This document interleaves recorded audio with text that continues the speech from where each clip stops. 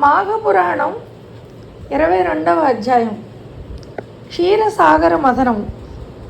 రుద్నుమద మహాముని జన్నుమునితో ఇట్లనియే, జన్నుముని వర్య వినుము. అశ్వమేధ యాగము చేసిన వాడును, ఏకాదశి వ్రత నియమమును పాటించిన వాడును, మాఘమాస వ్రతమును ఆచరించుచు ఏకాదశి వ్రతం పాటించినవాడు అశ్వమేధ యాగం చేసిన వచ్చినట్టు పుణ్య ఫలితము అందుతుంది. తుదకు మోక్షమును కూడా పొందును. స్వర్గాధిపతియే ఇంద్ర పదవిని పొందుతారు. మాఘ ద్వాదశి నాడు బ్రాహ్మణులతో కలిసి పారాయణ చేయువాడు, అన్నదానము చేయువాడు పొందు పుణ్యము అనంతము అని చెప్పెను.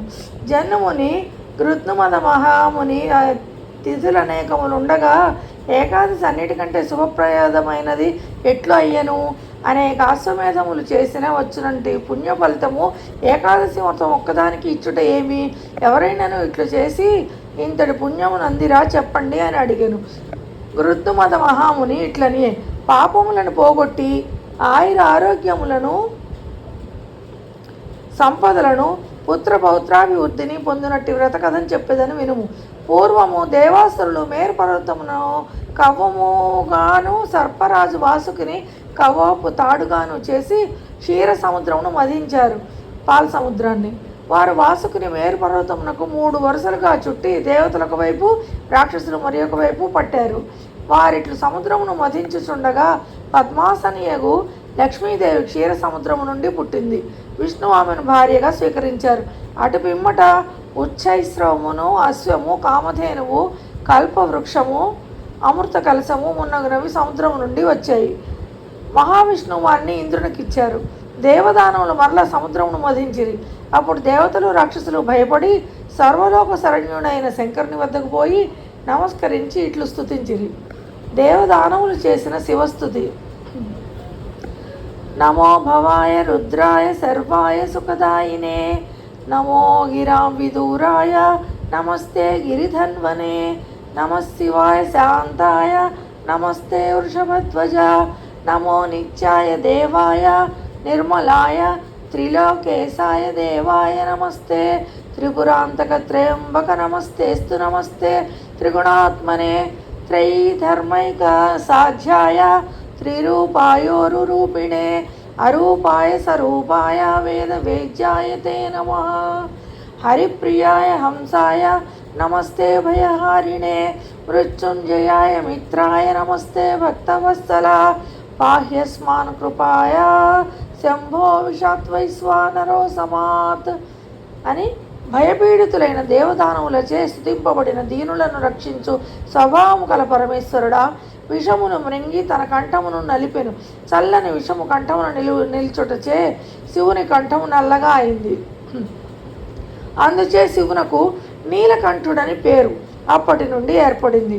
విషభయము తొలగిపోవటచే నిశ్చింతులైన దేవదానవులు సముద్రమును ధనమును మాని అమృత పాత్రను స్వాధీనము చేసుకునవలెనని ప్రయత్నించిరి.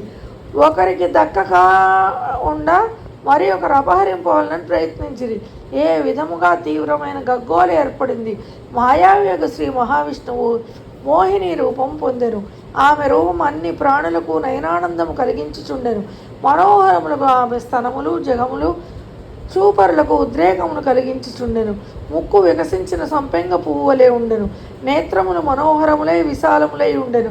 మృదువైన బాహువులు, పొడవైన కేశములు, తీగ వంటి శరీరము కలిగి సర్వాభరణ భూషితయే పచ్చని పట్టు చీర కట్టెను. చంచలమైన కడగంటి చూపుతో ఆ మోహిని అందరకు మోహమును పెంపొందించుచుండెను. ఆకస్మికముగా సాక్షాత్కరించిన ఆ మోహిని వివాదపడుచున్న దేవదానవులకు మధ్య నిలిచి దేవతలారా, దానవులారా అని మధురస్వరమును పిలిచెను. ఆమె రూపమునకు పరవశులైన దేవదానవులు ఆమె మధురస్వరమునకు మంత్రముగ్ధులై వివాదమును మాని నిలిచిరి.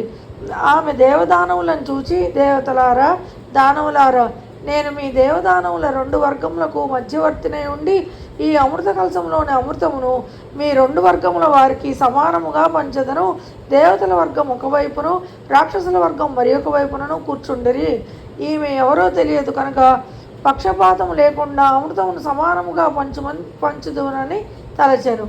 అందరినీ మోహవ్యాప్తపరచుచున్న ఆమె జగన్మోహిని అమృత పాత్రను చేతపట్టెను. ఆమె ఆ అమృత పాత్రను 2 భాగములు చేసెను. ఒకవైపు సొరను ఉంచెను, అంటే కళ్ళు. రాక్షసులు ఉన్న వైపు కళ్ళును, దేవతలున్న వైపున అమృతమును వడ్డించు ఎవరికి అనుమానం రాకుండా అటు ఇటు తిరుగుచుండెను. రాక్షసులు సురం తాగి అది అమృతమని తలిచిరి. చెవులకు ఇంపుగా ధ్వనించుచున్న పాదముల అందెల రవళితోనూ హస్త కంకణముల సుమధుర నాదములతోనూ ఆ జగన్మోహిని దేవదానవుల మధ్య విలాసముగా మనోహరముగా మధురముగా తిరుగుచు అమృతమును దేవతలకును సురలకు దానవులకు సురనంటే అమృతాన్ని దానవులకు కొసరి వడ్డించుచుండెను. దేవదానములు తమ హస్తములను దోసిళ్లు చేసి హస్తములే పాత్రలుగా చేసుకున్న వారై తాగుచుండిరి. రాహుకేతువుల వివరణ. రాక్షసుల పంక్తిలో కూర్చుని ఉన్న ఇద్దరికి దేవతల ముఖములందు అమృతపానము చే కళాకాంతులు తేజస్సు వర్చస్సు పెరుగుట, తమ వారందరినూ సముద్ర మథన జనిత శ్రమను ఇంకనూ వీడకుండుట గమనింపునకు వచ్చి అనుమానపడిరి. అనుమానము వచ్చినంతనే దేవరూపములను ధరించి దేవతల వరుసలో కూర్చుండిరి. మోహిని వీరిని గమనింపలేదు. దేవతలు అనుకుని వారి చేతుల యందు అమృతమును గరిటితో పోసెను. రాక్షసులు ఆత్రంగా దాన్ని త్రాగుడుతో ఆమెకు అనుమానం వచ్చి వారు చేసిన మోసమును గ్రహించెను. జగన్మోహిని రూపంలో ఉన్న జగన్మోహనుడు తననే వరించిన ఆ రాక్షసుల నేర్పుకు విస్మితుడై చక్రమును ప్రయోగించి వారి శిరస్సులను ఖండించెను. వారు తాగిన అమృతం వారి ఉదరంలోనికి పోలేదు, కానీ కంఠము దాటెను. అందుచే వారు చావు బతుకు కాని స్థితిలో ఉండిరి. చంద్రుడు మొదలగు వారు త్వరగా అమృతమును హస్తములతో త్రాగిరి. రాక్షసులకు జరిగిన మోసము తెలిసెను.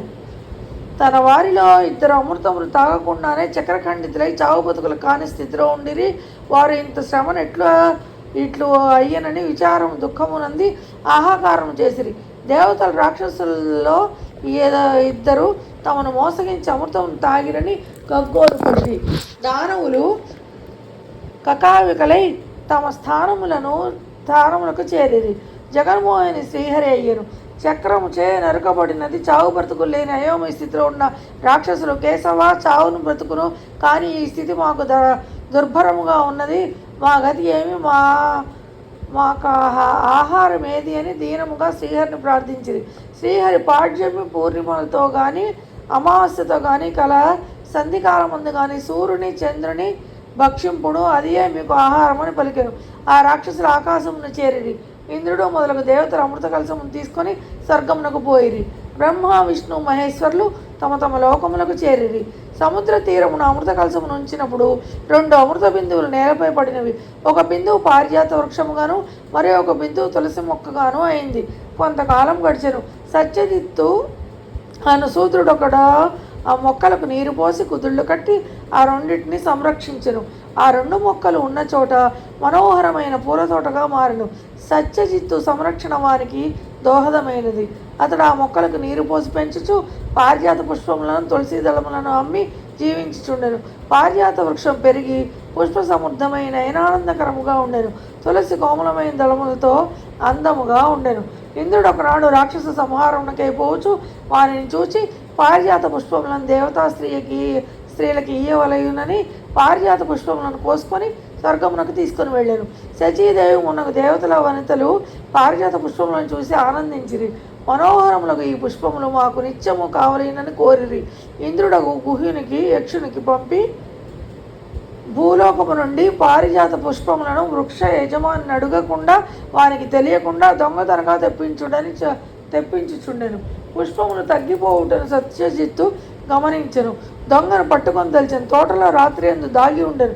పుష్పములను కోయి వచ్చిన గుహ్యకుని పట్టుకొని ప్రయత్నించెను. యక్షుడు దివ్యశక్తి గలవాడుటచే వానికి చిక్కకుండా ఆకాశమునకు ఎగిరిపోయాను. సత్యజిత్తు ఎంత ప్రయత్నించినను వాడిని పట్టుకుంటే సాధ్యం కాకుండాను.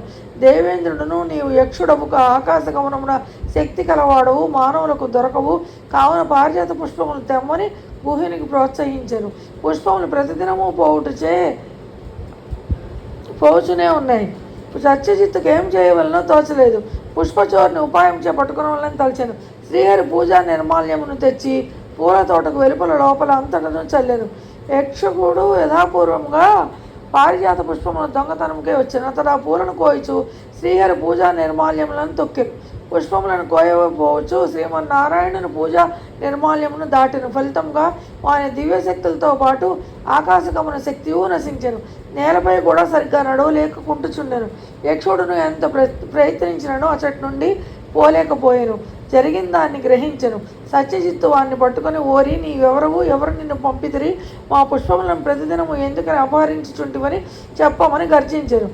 యక్షుడును, నేను యక్షుడను, ఇంద్రుని సేవకుడను, ఈ పుష్పములను అపహరించి ఇంద్రునకు ఇచ్చిచుంటిని. ఇంద్రుని ఆజ్ఞ చేత ఇట్లు చేసి తిని, కానీ బుద్ధిశాలివైన నీకు చిక్కి తిని అని పలికెను. సత్యజిత్తు ఏమీ మాట్లాడక ఇంటికి పోయెను. ఇంద్రుని సేవకుడైన యక్షుడు 3 దినములు బందీ అయి ఆ తోటలో ఉండెను. మాఘపురాణం 22వ అధ్యాయం సంపూర్ణం.